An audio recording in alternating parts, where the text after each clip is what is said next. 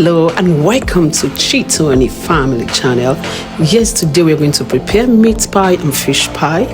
So you can see the ingredients that is needed for meat pie. So if you don't know about how to prepare ingredients, make sure you read in the description below the ingredient that I use for this fish and meat pie.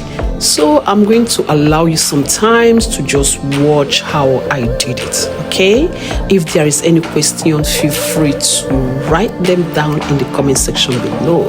And if you're watching for the first time, don't forget to hit the subscribe button, like this video, and drop your comment. How do you prepare yours?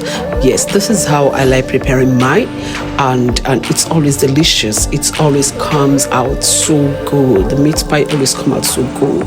So I don't know how you prepare yours. Maybe you would like to teach me one or two things. Drop your tip there in the comment section. I'll be glad to read them. So watch and enjoy the video. Thank you so much.